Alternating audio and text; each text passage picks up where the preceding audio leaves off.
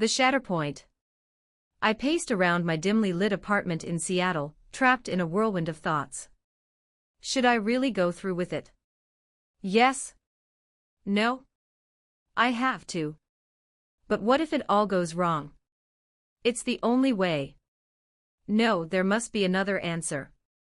Frustrated, I pressed my forehead against the cool glass of the window, letting the chill wash over me. Pain could clear my mind. I had to stop second-guessing myself. Time was running out, and I had to take this leap of faith. With trembling hands, I unsealed the small vial and tipped the contents into my mouth, swallowing hard. I didn't need water. I could feel the liquid settle with a burning sensation in my throat. An agonizing pain shot through my chest, radiating outwards, smothering every ounce of joy and health I had. I stumbled to my bed, gasping for breath. It felt as if my very essence was being torn apart. My mind screamed, "Stop. If anyone hears, they'll take you to a hospital, and you'll have to face everything you've been trying to escape." Yet my body protested, "But this hurts. Why did you even think taking that was a good idea? It was reckless." "It was your decision," my mind countered. "Thanks for the clarification." I cursed the realization that even while suffering, I was forced to witness my own madness as my mind and body argued. Just what I needed. The pain swelled now like a tide, twisting around me. This was no ordinary pill. It was a death sentence cloaked in the illusion of choice. It promised painful memory lapses, a countdown of 10 days until I would be no more, yet somehow extended time unfurled in confusing layers, seconds stretching into years and vice versa. There was a reason it was illegal, but the very illegality of the pill was what drove me to acquire it. My heart shattered only 2 days ago, when Ava, my beloved, was taken by a reckless driver in a single moment of chaos. The night I planned to propose crumbled into unmanageable grief. No way was I enduring this world without her. Before I could entertain even the smallest glimmer of hope for a peaceful end, a train roared through my memories, screaming, "All aboard!" It struck me down, crushing any last flicker of tranquility. As the darkness began to swirl around me, a scene unfolded, a memory unraveling with crystal clarity. I recognized the beat-up cafe where I had first met Ava, nestled in Pike Place Market. I was desperately trying to focus on my first latte art, momentarily blissfully unaware of how my life would change that day. There she stood, radiant in her tie-dye dress, brown hair cascading around her shoulders. She had an air of confidence, the kind of person whose laughter lit up a room. Her green eyes sparkled, and in that moment, I was captivated, a moth drawn to a flame. "Hey," I had stammered, nerves tightening my throat. How could I have thought I could impress someone so vivacious? I had meant to invite her to help me with my art, but the moment she spoke, I completely lost track of my plan. "You call that latte art? Looks like the milk was trying to escape," she teased, laughter dancing in her tone. Though initially flustered, her laughter felt like an invitation. That was Ava, sharp, playful, and brimming with warmth. But now, witnessing my younger self, I longed to reach out. If only I could warn her, change her fate.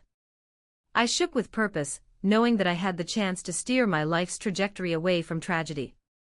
Every instinct screamed at me to act, to reach the past version of myself and pull Ava from danger. "Ava!" I called, forcing my voice past the rising pain in my chest. "Wait. Just trust me." To my amazement, she turned. "Are you okay?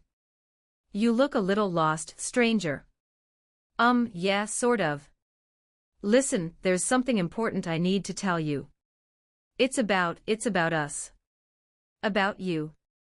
My heart raced as I blurted, panting under the weight of urgency. A frown creased her forehead, mingling concern with curiosity. "Really? What about us?" I could feel the world waver around me as pain seized my body once more, gnawing deeper. "You have to promise me, no matter what, don't drive home from work. Just don't. It's too dangerous out there." Her smile faltered. "Wait, are you serious?" Desperation clawed at me. I know it sounds crazy, but please, believe me.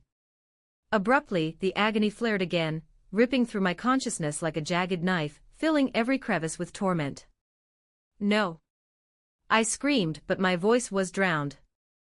I felt the world blur at the edges, colors mixing until they became a swirling void.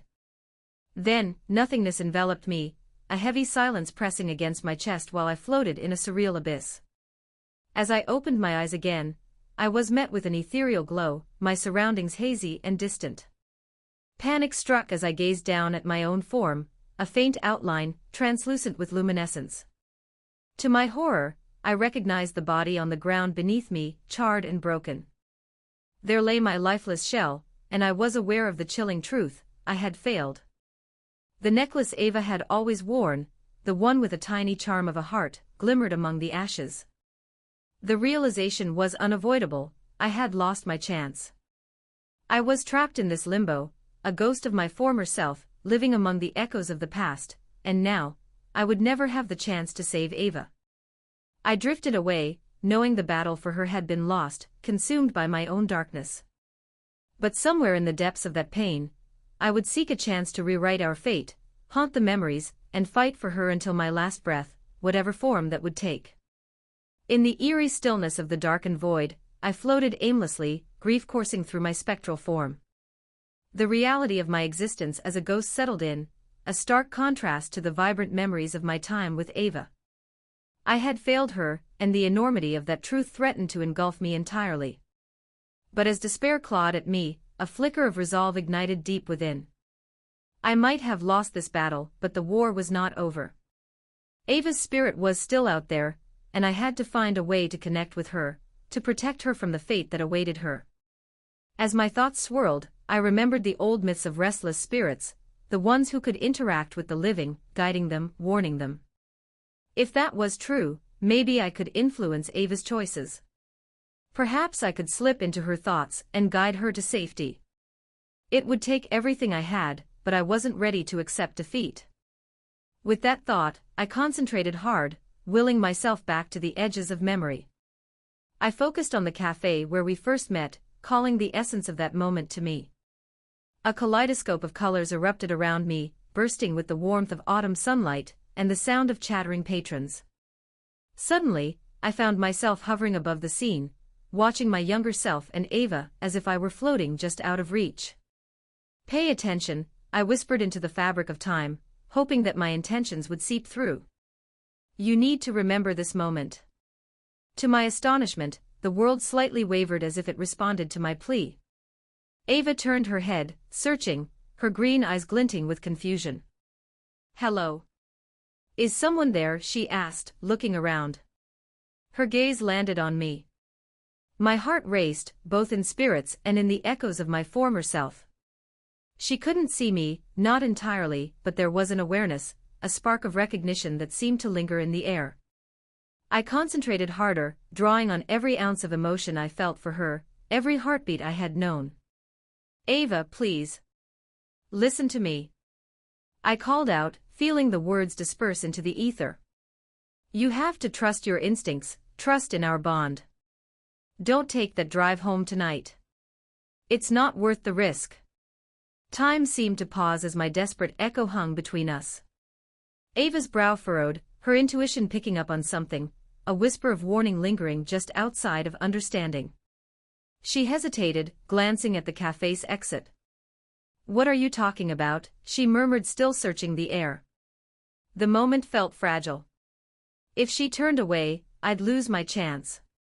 "You can't, you're not safe," I shouted, pouring everything I had into the plea. Just then, the door swung open, and a gust of wind swept inside, carrying the unsettling sounds of honking and chaos from the streets. Ava's expression shifted, instinct kicked in. She shivered slightly, a sudden chill coursing through her. "Something's off," she murmured, as though an unseen force tugged at her very core. In that instant, as if by sheer determination, I pulled the strings of fate. A flicker of light ignited in the depths of her mind, a flash of a future yet unwritten, colored with ominous shadows. She stood poised at the threshold, uncertainty weighing on her shoulders. "Stay here," I urged deeply, willing my thoughts to pierce the veil of reality. Just stay. Ava took a tentative step back, then another, until she found a small table in the cafe again, clutching her hands together nervously. I think I'll take a cab home today, she finally said, her voice quaking slightly. The corner of my spectral form illuminated with hope. I had done it. I had altered the course of her evening. I'm proud of you, Ava, ******, I thought, tears of relief welling up in what felt like invisible eyes. Ava pulled out her phone, sending a quick message before returning to her drink, laughter bubbling between her friends, and the buzz of the cafe wrapping her in warmth. I watched her with a fierce protectiveness, the agony of my death still gnawing deep within, but hope glimmered now too. Time passed in strange proportions, and as laughter echoed, the world around me began to shift once more, the shades of memory fading. I felt myself being pulled, but this time, it wasn't a cold void or an empty abyss. It was something warm and bright, a bridge connecting my spirit to Ava's heartbeat. I'm still here, I whispered into the deeper planes of existence. I will always be here. Then it happened. Everything around me shimmered, blurring into a whirlwind of colors as the boundaries of time expanded. Memories flashed by, our laughter, our arguments, our love blossoming amidst the chaos of life.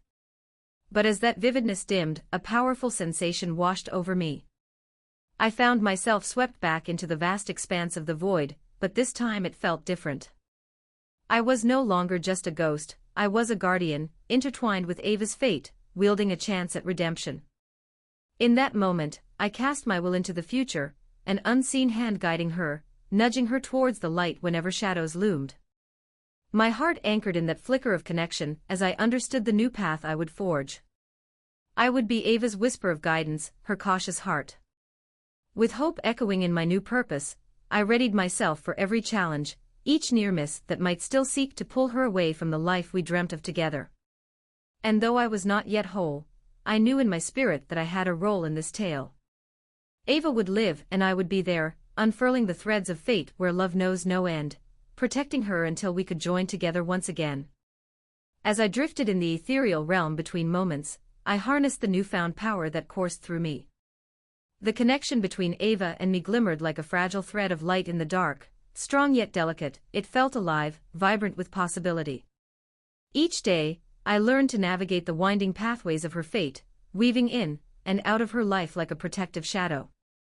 I'd manifest as soft whispers in her ear when potential dangers loomed, subtle reminders to take a different route or to reconsider risky choices.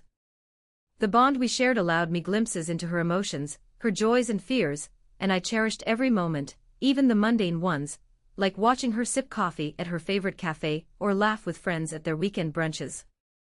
And still, the pain of loss lingered in my essence.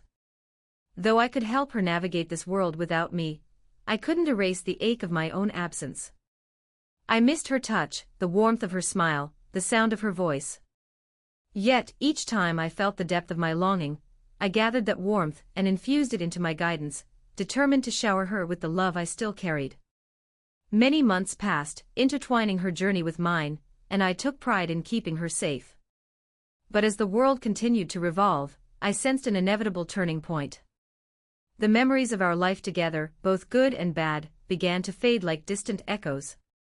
I witnessed her growth, her dreams blossoming into reality, but I also felt the weight of my fading presence. I knew my time was limited, eventually, I would have to lay down this spectral mantle.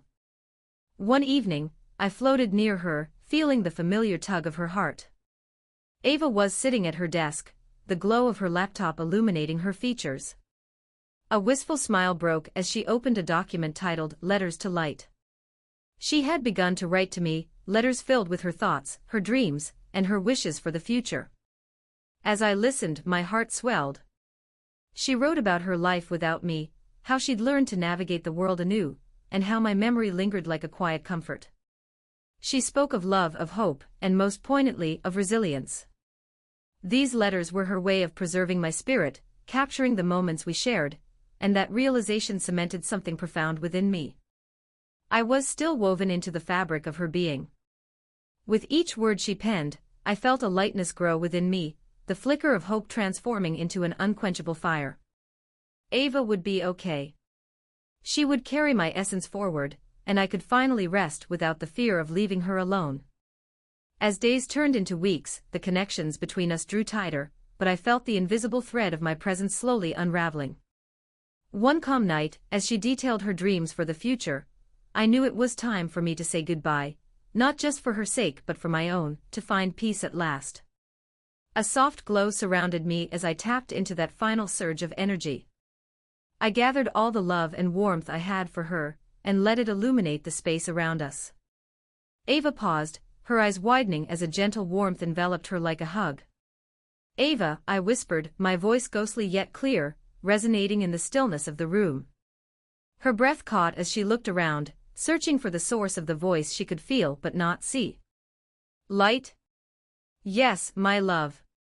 "It's me," I replied, feeling the familiar delight at the sound of her name. "I'm still here, and I always will be. But now, it's time for me to let go." "No. You can't leave," she exclaimed, fire igniting in her voice, but I could feel serenity pooling in my heart. "Ava, you've carried me with you. Every step you take, I've been there, guiding you, reminding you of everything we shared. But you're stronger now. You're not just carrying my memory, you're continuing my legacy in a way that allows you to live fully. You deserve to embrace a bright future." Tears glistened in her eyes, but I could see understanding breaking through. "I don't want to be without you," she choked out, her voice tinged with sorrow. "I will always be a part of you. My love will guide you, keeping you warm in moments of doubt. Remember the laughter, the adventures, and the boundless love we shared. Carry that in your heart, and know I'll be with you, cheering you on." She nodded slowly, her breaths evening out as she absorbed my words, acceptance warming her features. "You were my light, and I will keep shining for both of us." "Exactly," I affirmed, pride swelling within me. "Live for us both, Ava. Dance in the sunlight. Let your heart bloom. When you feel lost, remember me in every joyous moment. I will always be your whisper of courage." I took a step back, feeling the barrier between our worlds thin. The room faded, shifting gently into a landscape of warmth and love, a reflection of our memories together, vivid and alive. Her tears flowed freely now, but I felt her heart begin to unburden itself. "I'll always love you, Light," she promised, her voice strong, touching the depths of my soul. "And I will always love you," I replied, feeling the connection pulse like a heartbeat. With one final surge, I released my essence, weaving the thread of our love into the vibrant tapestry of the universe. As the light enveloped me, I felt the warmth of 1,000 shared memories, a chorus of love, laughter, and light. And just like that, I drifted free, soaring toward infinity, knowing Ava would carry my spirit with her, navigating life's winding path with hope, forever guided by the love that had been our bond. In the end, it wasn't goodbye, it was a promise that love would always find a way. Ava would live, thriving in the world beyond, while I embraced the freedom that came with letting go, finally at peace, intertwined in the fabric of eternity.